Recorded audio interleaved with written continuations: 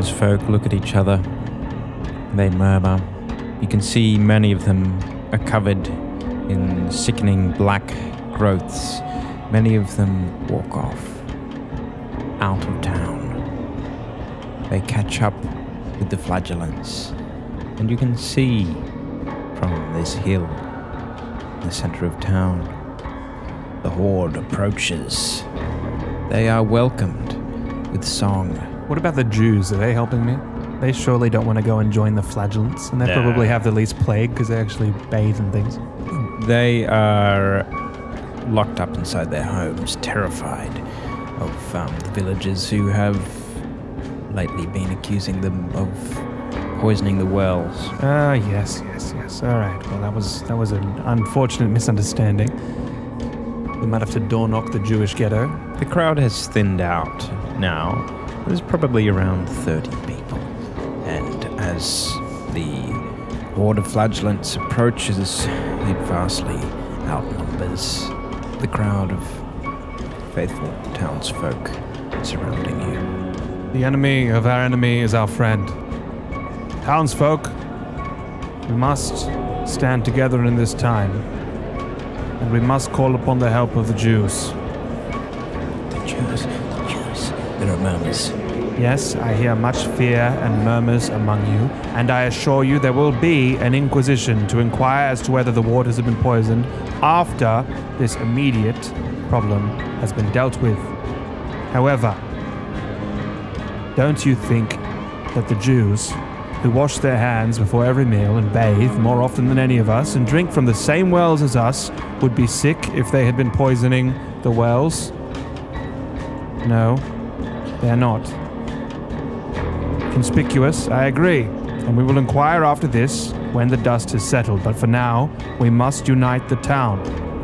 We must resist the enemy outside the gate before we concern ourselves with the enemy within.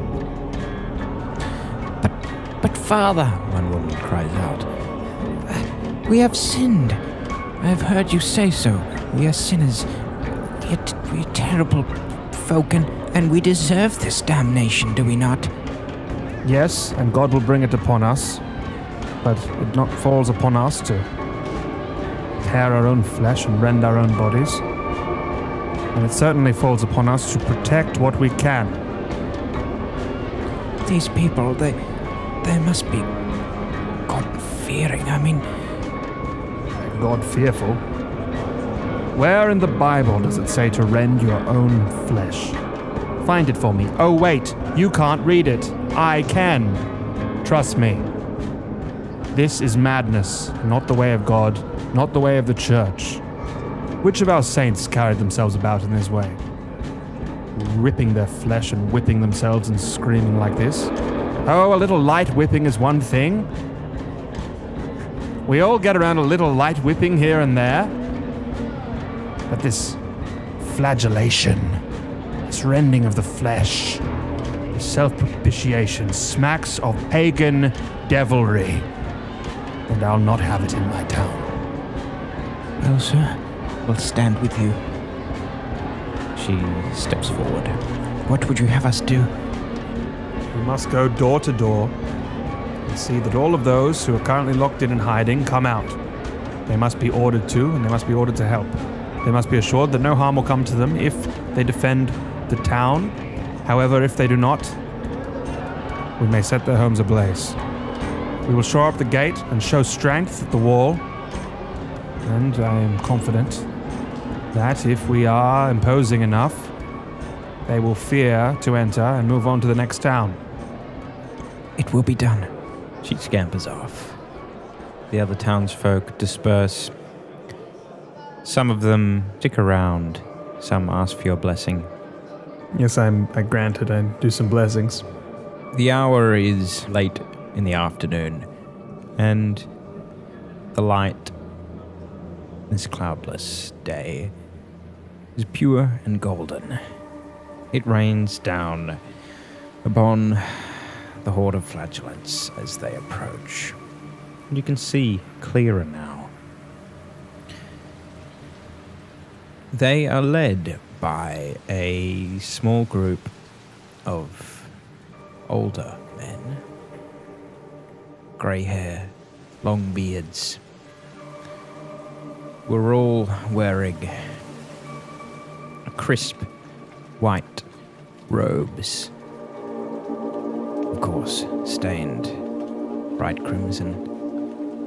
And accompanying them are a few peasants carrying large, colourful flags made from tatters of velvet clothing. There are others who hold chests overflowing with gold, jewels, treasures. Then there are men hunched over, huge burdens pressing upon them. They are like donkeys carrying the load, food and wine for 100 souls. They all look a bit like Bodley, hook-necked and bulgy-eyed. Yep, there's plenty of that. Hunchbacked. As you noticed earlier, many of them are covered in the bulbous, repellent growths, which pulsate and spew juices, seemingly of their own accord. Like blackberry wine. Yes, precisely. I spit out the mouthful of blackberry wine that I was drinking. The degenerates amble towards the gates. Where you stand. I stand on top of the gate, looking down over the parapet. It's a palisade, wooden. Reinforced at the bottom with stone, but, mostly a wooden palisade. And I stand at the gate on top, holding in one hand a trowel, and in the other hand a sword, striking a figure of the prophet Nehemiah. I call out, "In times of old, the great prophet Nehemiah held the walls of Jerusalem built by jewelers, paupers, bankers, tailors, anything but architects, who drew together and defended the city of God, for God was on their side." And I look back to my ragtag assembly. "The city will stand. I hold in one hand the trowel for building up the city of God, and in the other the sword for fighting its enemies." And I point it toward the gathered throng, and I call down to them, "You menaces, you blights, take your pox elsewhere, or face the wrath of God at these walls." A young man steps forward. His robes are unstained with blood, and he calls out, "Just as there was the flagellation of Christ, so the flagellation of man hath begun. Open these gates." Christ saith to all men, "Hoc est corpus meum. This is my body, given for you. All who eat of it shall never perish, shall never die. I fear not your sores, nor your weapons, nor your wounds. My life is hid. We give not our own flesh, for Christ gave his flesh for us. You are deceivers, and I would kill you where you stand, should you try to take these gates. Now leave this town." And I swing my sword menacingly through the flame of the torch, trying to catch a little bit of pitch on it. It's all about drama being a priest. See, I'm a very theatric priest. Just a little backstory for old... I trained actually as a street performer in London.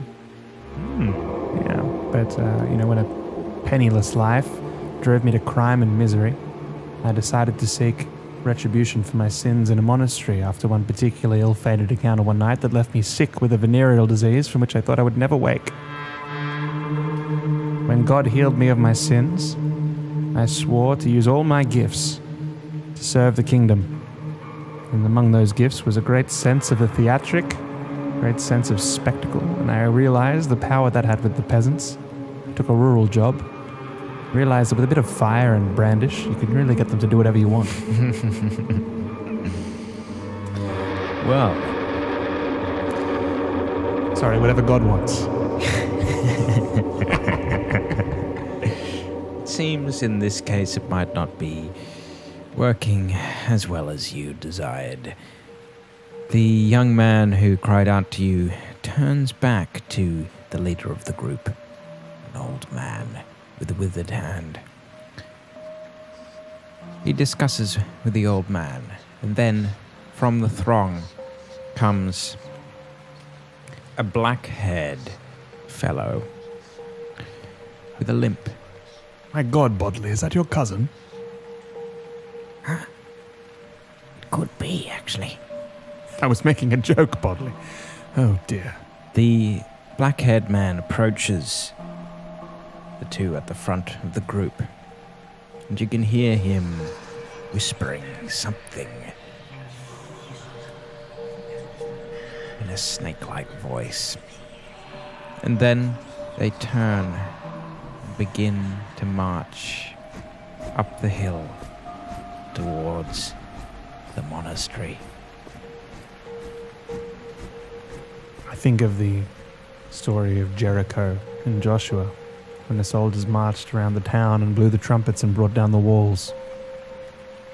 I think it's best to get down to my horse, plant my feet on the ground instead of on this palisade. I head down and I mount up. I'm with Bodley. Bodley just rides a little donkey. But it looks much grander compared to him than the horse to me. He looks out of place even on a donkey. He's sort of supposed to be running alongside the horse, I think, is really where Bodley's station in life is. So I tell him as we gallop up to the abbey. You reach the abbey past all the bodies, and you see it's going to be a while before the crowd reaches the gates, as they are ambling slowly and dying as they walk up the steps to your stronghold. I consider, as I ride, that the abbey is a very old Norman stone structure, and its walls are currently like a beautiful churchyard fence, but were originally built as fortifications. Mm. And there are turrets on the roof of the abbey that serve well enough for bell towers, but once upon a time were Norman turrets for holding off invaders. Mm. So I have the foresight as I ride to think to grab, maybe 50 of the best townsmen I can get to rustle up the town, to fortify as many people within the monastery as possible, to take only what provisions they can hurriedly bundle up, and weapons and bows, and to make for the monastery and fortify up the abbey. We'll say 15 minutes later, you've got 20. Well, our Lord only had 12, so I'll make do. None of you are fishermen, are you? Little Bible joke, you wouldn't know, you can't read. Never mind. One of them is the young woman who talked to you earlier. Sir, I couldn't find a bow, but I have my father's club. How far do you think you could throw it? Oh, a dozen yards? I give it a look and think that if you dropped it from a great height, that could split a head. On top of the parapet for you. Very well. She runs to the top of the parapet. I call out to the crowd. Women, children, inside. But armed, you may need to fight, if it comes to that. Men, I want you at the walls with me. The walls around the monastery are a little bit more imposing than a wooden palisade, but they're still not, towering or anything like that, and they could pretty easily be climbed over. But they're not wide enough to stand atop of. which means as people climb over them, they're sort of going to be fairly easy to skewer. So I'm hoping that a lot of them have boar spears and things like this. That's sort of common things to have. Everybody would really have a bow and a boar spear. We all hunt in this town. So they all take up their little levy spears, and I position them about 10 feet apart around the perimeter of the wall to, cover as much as I can with the 20 or so people, and to stab at anybody who tries to climb over. I put as many of the women up on top of the parapets as possible with just heavy things and lots of flagstones and roof tiles and things like that they can throw. They don't have to throw them very far, but if they can just get them, 3 meters, which anyone can do, they'll clear the wall and land on people. You prepare in the few minutes you have, and then as the crowd, the bloody crowd, gathers at the base of the monastery, there is a silence. The whips have stopped their lashing, and the pitiful flagellants have stopped their crying. The black-headed man walks towards the door of the monastery and knocks thrice.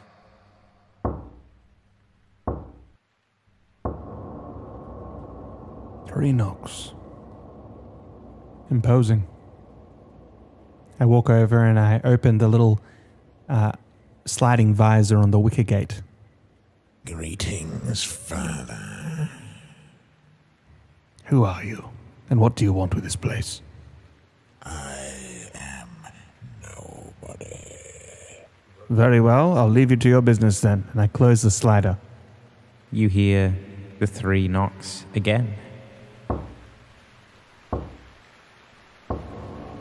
I open the slider.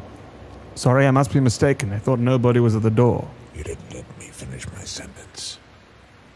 I am nobody in the eyes of our Lord. Just a speck of dust. An ant. Ah, that's good to hear. You see, because I happen to be a somebody. I am an ordained priest, the Father Superior of this monastery, and I command you, nobody, to leave. If you do not, I will call to my people to have you killed. I am simply a messenger. Yes, heard it all before. Please, if you're a messenger, take this message with you. Leave this town. We want no bloodshed. Certainly not your own blood, which you seem to be shedding everywhere you go. Go bleed on somebody else's lawn. We must have entry to your monastery. We need food and wine for our trek the days ahead. I'm sorry. Flagellants drink wine, do they? How peculiar. I thought you were all about self-denial. Why don't you go drink from the mud in the banks around the town? You can drink from my latrine pot here. And I grab a, just one of the chamber pots lying on hand, and I splash it through the little visor at his face. He spits and wipes the feces off himself, not very effectively. Would you rather doom 24 men, women, and children to starvation? I'm sorry, are you threatening me with a siege? No. I'm merely saying that if you do not supply us with our demanded food and drink, then many will die. Bodley, does that sound like a threat to you? What's a threat again, Master? A threat is when somebody holds consequences over you if you don't do what they say. Does that sound like what he's doing, Bodley? Consequences? Oh, Bodley, I really should have taught you to read, shouldn't I? Let me show you what happens to people who threaten me. And I point my crossbow out the eye hole, and before I even give him an opportunity to react, I fire it straight through his eyes. He falls to the ground, dead. And I call up the bell tower as loudly as I can. Throw pavers now at all of those at the gate. Pavers, stones, clubs, and all manner of other things fall from the towers above on the crowd below. And you hear cries, gargled, pained screams, demonic and deafening. The old man at the front begins reciting some prayer or some curse. You're not sure which one. I say to Bodley, this seems like some kind of magic nonsense. Quick, grab that barrel of lamp oil.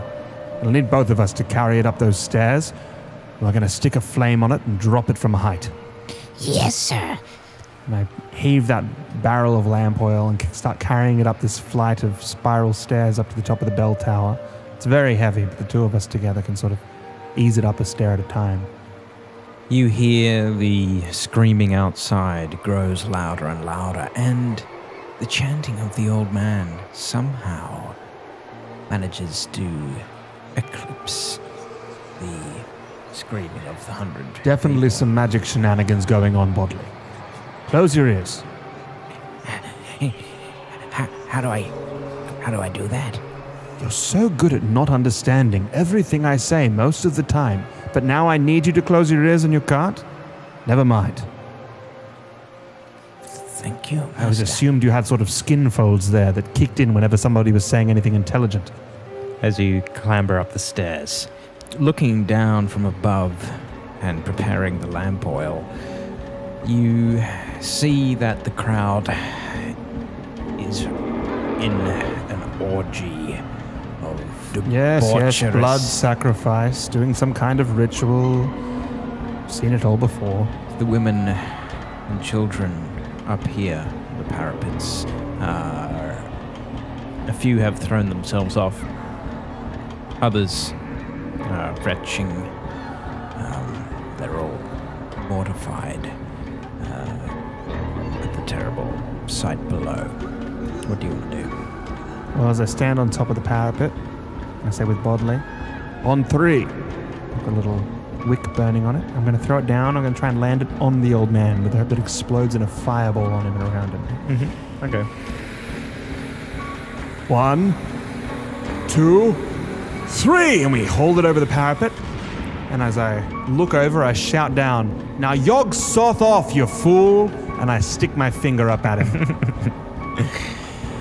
The barrel explodes in flames and begins to basically vaporize the body of the old man and the others beside him. I try not to breathe him in. There seems to be some sort of strange glow of light from below, which is unnatural, which isn't emanating from the flames.